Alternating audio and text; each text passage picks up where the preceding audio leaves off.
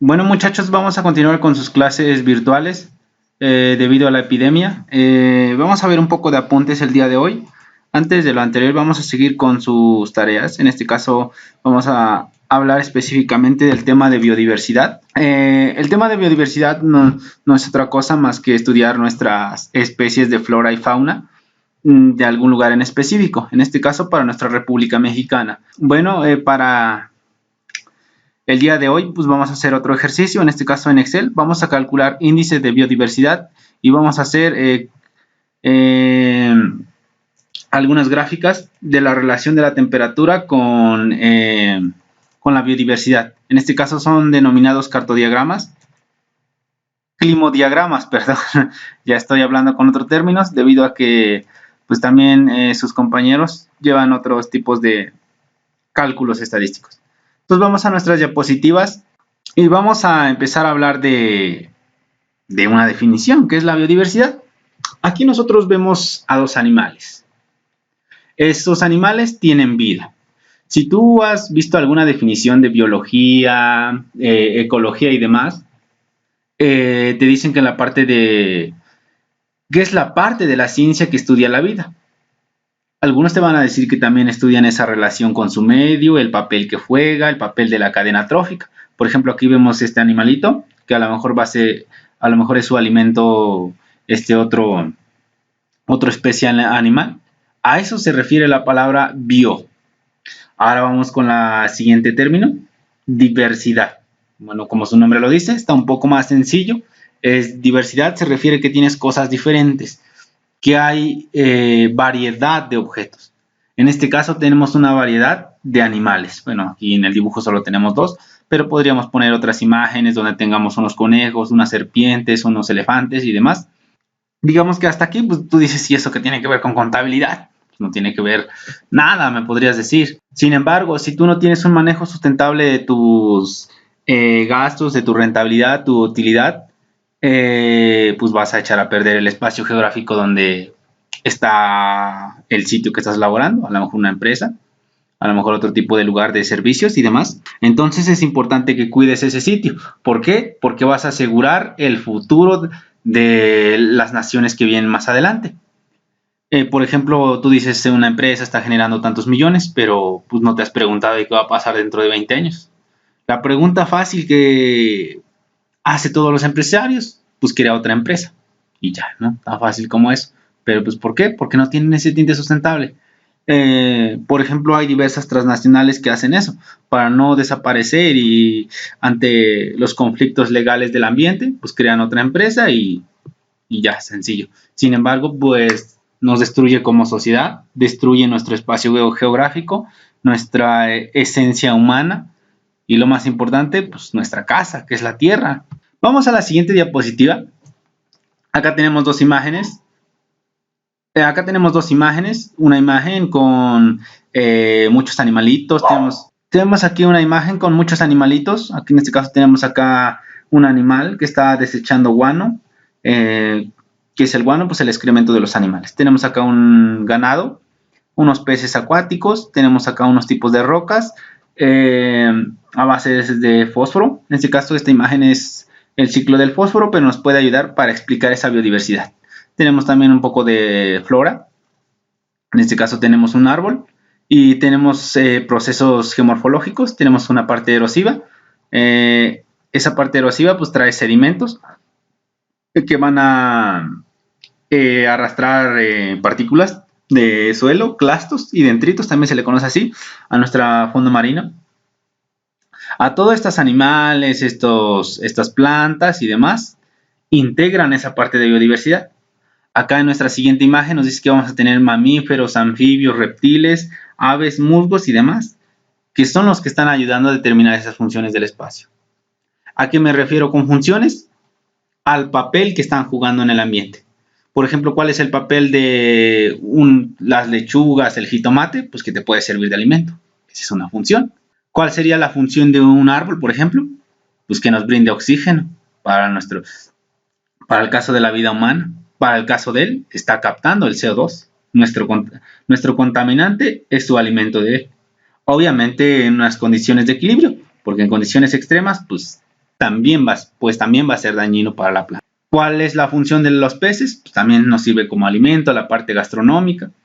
Aquí tú podrías pensar, no, pues no sirve para nada, pero sí, algo tan sencillo es tu alimentación.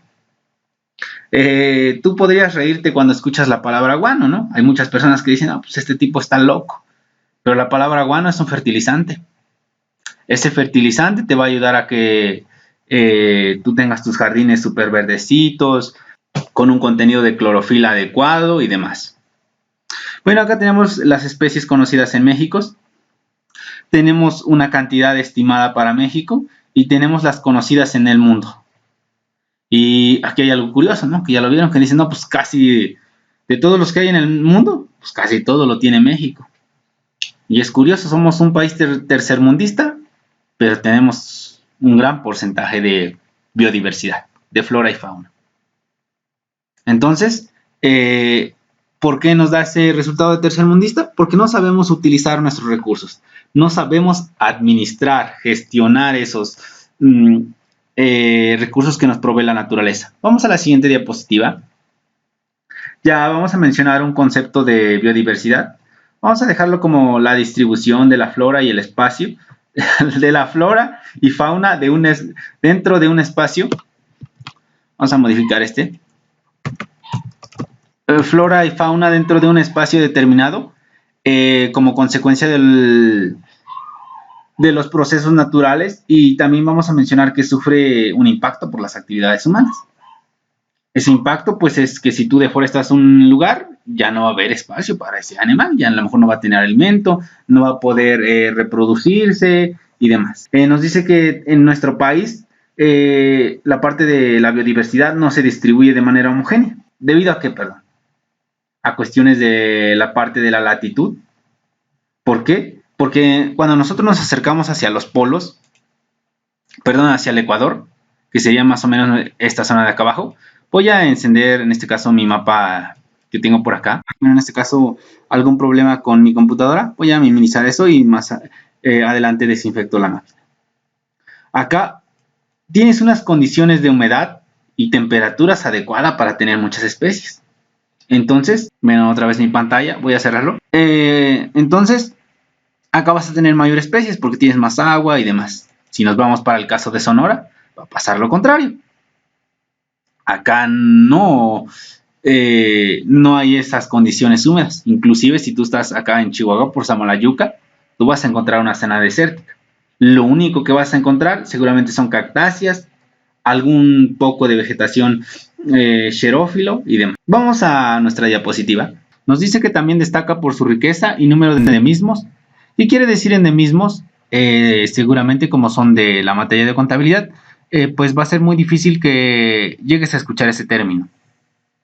En este caso, la palabra de endemismos va a hacer referencia a las especies que se encuentran o pertenecen en un lugar en específico. Por ejemplo,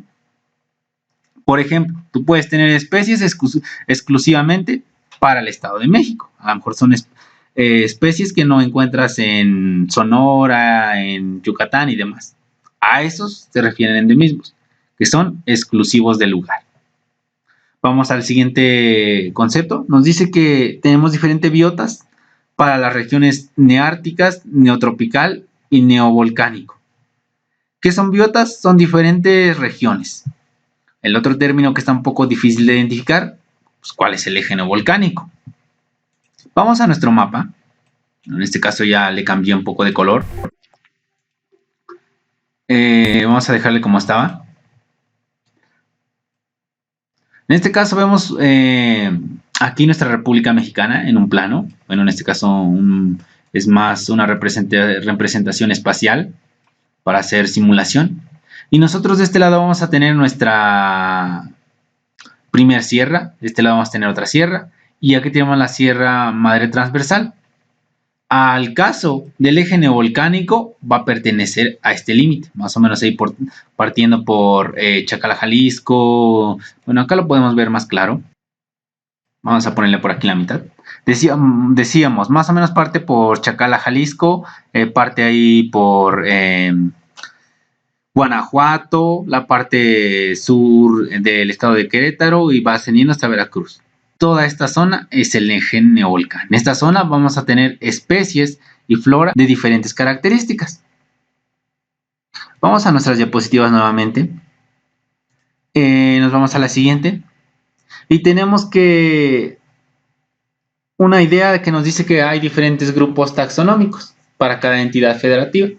¿Qué quiere decir un grupo taxonómico? Está asociado con taxón o taxa, que significa la clasificación de algo. En este caso, esa clasificación va a estar basado para nuestros reinos. ¿Cuáles son nuestros reinos? Bueno, si ustedes recuerdan, a sus clases de secundaria, pues tenían un reino Plantae, que corresponde a todas las rosas, los árboles, las orquídeas, las palmas y demás. Vamos a tener un segundo reino, que es el Animalia. En este caso, para no irnos tan lejos, pues va a ser nuestro berrendo, nuestra águila real, el chapulín y demás. Vamos a tener un tercer reino, que es el reino Fungi, seguramente también lo han escuchado, que son las especies de hongos. ¿Cuál es la diferencia entre las plantas? Que los hongos no tienen cloroplastos, es decir, no hacen fotosíntesis. Y también vamos a tener un reino poco conocidos, pero también existen, que es el Monera y el Protista. Vamos al siguiente punto, que nos dice que se distribuyen algunos de maneras homogéneas a lo largo del territorio, aunque en algunos casos, pues no tanto.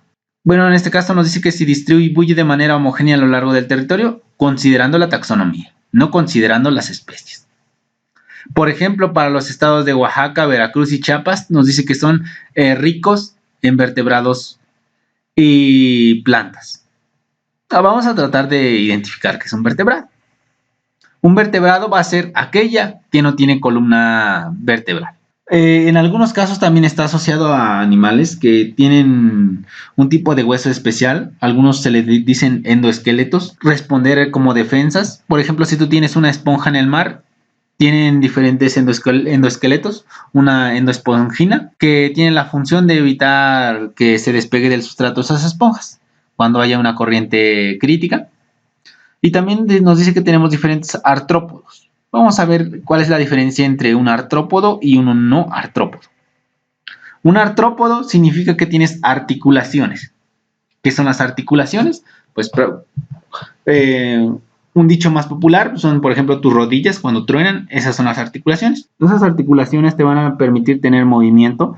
Sin embargo, para el caso de la vida acuática, las articulaciones a veces no son tan esenciales. ¿Debido a qué? A que en la parte acuática no tenemos esa influencia de la gravedad. Tenemos algunos diferentes vertebrados en las zonas áridas de la República Mexicana. Vamos con la siguiente diapositiva. Acá nos habla de que tenemos diferentes endemismos de orquídeas, de cactáceas. ¿Qué van a ser las cactáceas? Los cactus, los nopales. Y hay una especie que aquí coloquialmente se le dice garambullo. También ese es una cactácea. Vamos a tener también especies endémicas de aves, en este caso un 11%. Un porcentaje de mamíferos, en este caso un 30%. Y aquí tenemos una idea que nos deja al aire que dice que a pesar de tener un gran inventario para México, todavía falta mucho por conocer. Vamos a la siguiente diapositiva. Acá tenemos la relación de nuestra biodiversidad con otros países. Vemos que para el caso de México, en algunos puntos no tenemos mucho. En algunos puntos pues no tenemos mucho, por ejemplo para los anfibios, y en algunas otras características como los reptiles pues sí tenemos una cantidad significativa comparándonos con Australia y demás. Acá lo tenemos esa clasificación de la riqueza natural en relación a nuestros estados. Como era de esperarse, ya lo mencionamos, la parte de la latitud cercana hacia el Ecuador va a tener alto. Por ejemplo, acá lo tenemos en un color cafecito, que significa que tienen muchas de estas especies, muchas de estas plantas, muchos de estos vertebrados. En el caso de los vertebrados, pues vemos que más o menos es una distribución homogénea. Acá lo podemos ver a nivel de gráfica, vemos que algunas relaciones de endemismos son bastante buenas. Por ejemplo, para nuestras orquídeas tenemos muchos.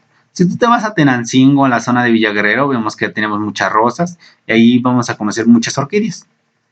En algunos casos, por ejemplo, para las aves pasa lo contrario. Tenemos algunas que no son exclusivas de nuestro país, sino que son de manera general, todo lo que podemos encontrar en diferentes países, y un 11% sí son exclusivos de nuestra república. Acá tenemos en una imagen un poco borrosa, o muy borrosa, algunas áreas donde ya se han definido como áreas naturales protegidas. ¿Qué quiere decir eso? Ya tienen ese interés ecológico de preservar nuestra riqueza natural. Por ahí tenemos al archipiélago oceánico, a las planicies del Golfo, a algunas trincheras, a algunas zonas de talud, algunas dorsales oceánicas. Acá vamos a continuar con nuestra penúltima diapositiva. En este caso tenemos aún los climodiagramas. ¿Qué van a hacer los climodiagramas? Los climodiagramas van a permitir ver esa relación de la temperatura con la precipitación. Por ejemplo, si tú tienes una zona donde no llueve mucho, seguramente vas a tener sequía. Acá nos dice que un primer punto, nos dice que no solo es importante saber cuánto llueve, sino también cómo se reparte a lo largo del año. Actualmente tenemos un comportamiento algo peculiar, ¿debido a qué? Al cambio climático. ¿Por qué? Porque las autoridades o esas personas encargadas de llevar el monitoreo de los recursos, de la contabilidad de esas áreas verdes, de esas industrias, pues no han tomado las medidas adecuadas. Inclusive ellos dicen que tienen que tratar de ver que las cuentas queden perfectamente. Pero pues al menos para la parte ambiental no ha cuadrado. Lo anterior que ha provocado que ahora llueve cuando no debería de llover. Por ejemplo, la teoría dice que debe de llover de marzo a octubre. Sin embargo, por ejemplo, para nuestro municipio, de lo que va de marzo solo ha llovido 2 o 3 veces. Y de repente va en mayo, va a hacer calor. Ese calor no debería de existir, a pesar de que en esa temporada es cuando empieza la canícula. Entonces, ese es un buen punto. Acá tenemos la gráfica, una grafiquita de cambio climático, que nos dice cómo va a ir incrementando esa temperatura. Tiene un crecimiento entre polinomial y exponencial. Vamos al siguiente punto. Nos dice que la variación a lo largo del año de la temperatura y la precipitación indica una estación. En este caso podríamos tener primavera, verano, otoño, invierno, que nos van a ayudar a, no sé, poder generar cultivos, ver cómo te vistes, por ejemplo, para temporadas de inviernos, pues tú andas más abrigado y viceversa. Acá tenemos otro tercer punto que nos dice cuando la curva de la precipitación está por debajo de la temperatura, vas a tener aridez. De hecho, este es el fin del climograma, ver si tienes aridez. ¿Qué quiere decir? Que si tienes aridez, que va a ser muy difícil lograr la producción de algunas plantas. A lo mejor si tienes algunos jardines, pues te van a secar, o bien no van a tener ese crecimiento óptimo. Acá tenemos un último punto, en este caso para lugares muy fríos. Nos dice que cuando la temperatura ya está por debajo de 7 grados, se considera una vegetación inactiva. ¿Qué quiere decir eso? Pues que la temperatura no permite que germinen las plantas. Y si lo permite que germine, pues cuando van naciendo se va a morir. Por ejemplo, en temporadas de diciembre, algunos cultivos que mueren por esta consideración. Acá tenemos un ejemplo de unos datos. En este caso, para que se vayan dando la idea, este es a una estación para el estado de el sur de Zacatecas y Jalisco. Tenemos sus temperaturas y su precipitación. Nuestras temperaturas en grados Celsius. Nuestra precipitación en milímetros. Vamos a copiar esos datos y vamos a tratar de graficarlos. Ustedes lo van a hacer con una estación que yo les voy a asignar, unos valores de temperatura y demás. Y vamos acá a nuestra hoja de cálculo. También vamos a calcular índices de biodiversidad. Ahorita regresamos a calcular ello. Y vamos a pegar nuestros datos de temperatura y precipitación. Para ello, vamos a hacerlo con Excel de manera automática. Sin embargo, pues hay fórmulas que lo puedes calcular dato por dato por dato, pero es algo laborioso.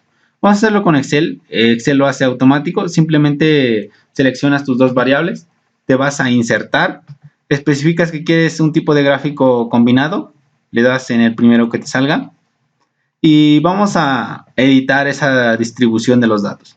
Vamos a la tabla y vamos a decirle que queremos cambiar el tipo de gráfico. Vamos a decirle que aquí que ya tenemos combinados y vamos a decirle que tenga un eje secundario. Bueno, en este caso me lo puso al revés. Me puso acá la temperatura y acá la precipitación. En realidad debe de empezar con la temperatura. Vamos a encender este y vamos a encender este y después activamos este y automáticamente te lo regresa. Vamos a aceptar. Y bien, lo que sigue pues es ya darle, no sé, más diseño. Ya eso se las ingenian ustedes. Para este lugar tenemos un mínimo de aridez, un poquito. ¿Qué quiere decir eso? Que en estos meses va a ser mucho calor y vamos a tener poca precipitación. Hay que tener más cuidado. Hay que tener más cuidado con los cultivos que tengan en ese tiempo. ¿Por qué? Porque si no se te van a morir. Vamos a regresar a nuestra diapositiva.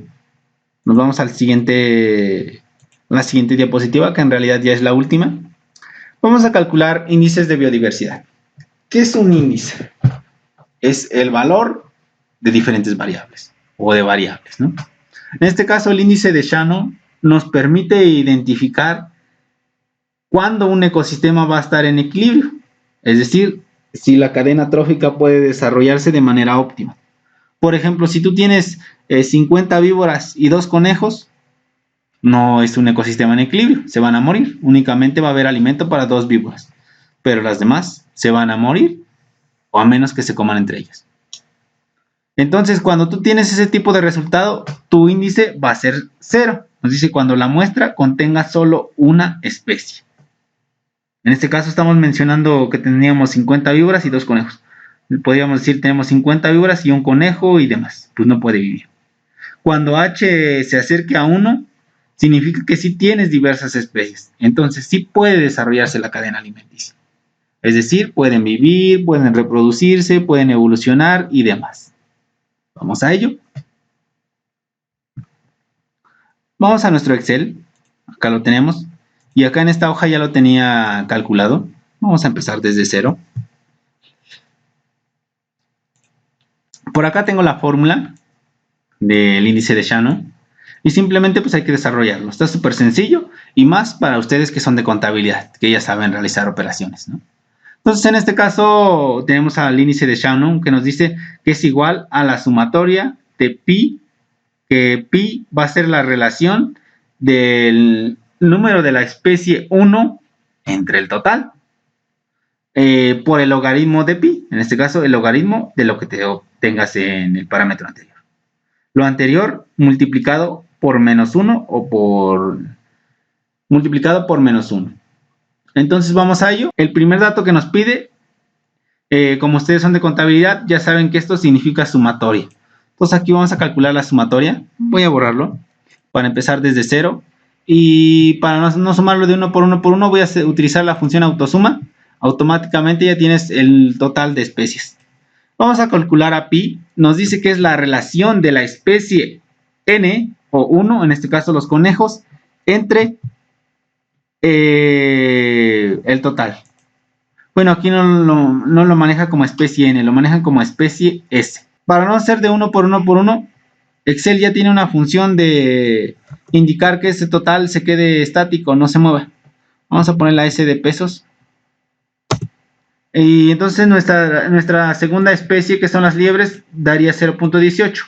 Ellos lo tienen como la especie S2. Si lo seguimos bajando, teníamos nuestra especie S3 y demás. En estadística se le llama N. Por eso al principio dije entre la especie N. Vamos al siguiente parámetro. Nos dice que es el logaritmo del dato anterior, de pi. Entonces le ponemos log del dato anterior, enter. Lo aplicamos para todo.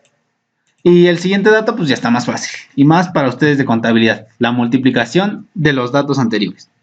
Log por log de pi. Pi, bueno acá lo tienen pi por log de pi. Vamos a aplicarlo para todo. Y nos dice que requerimos de la sumatoria. Nuevamente vamos a calcular la sumatoria. Tú aquí tienes 0.827, que es lo que te da de la sumatoria. Sin embargo, te dice multiplícalo por menos 1. Como ese menos por menos sería un más. Entonces simplemente Bueno, aquí nos dice que lo multipliques por negativo. Entonces, una manera sencilla de obtener ese dato es multiplicarlo por -1. Entonces sería este por -1 y automáticamente positivo. Lo que quiere decir es que es en valor absoluto. Entonces, como vemos que este dato se acerca a 1, significa que este ecosistema sí está en equilibrio. Sí pueden vivir los conejos, los liebres, los alicantes, las iguanas, los pumas. Sin embargo, ¿qué pasaría si, como dice la teoría de Shannon, qué pasaría si de las demás especies tenías 1, 1, 1, 1? Significa que se te van a morir y ese valor se acerca a 0. En este caso tienes menos de 0.5 probabilidades de que esa especie sobreviva. Cuando tú lo tienes de manera equilibrada, pues sí va a poder entrar en equilibrio. Entonces, para este ejercicio lo voy a poner al grupo, voy a subir una cantidad de conejos y demás. Y ustedes lo van a calcular, ya sea con Excel o manual. Vamos a regresar a nuestra diapositiva, que bueno, en este caso hasta aquí vamos a dejar por el día de hoy y vamos a ver qué queda pendiente. Bueno, en este caso van a hacer los ejercicios tanto del climograma como del índice de Shannon, están súper prácticos y avancen a sus indicadores FLOA, sobre todo porque el proyecto es para el jueves, que tienen que estar hasta el punto que menciona el texto. Y bien, pues eso sería todo por hoy.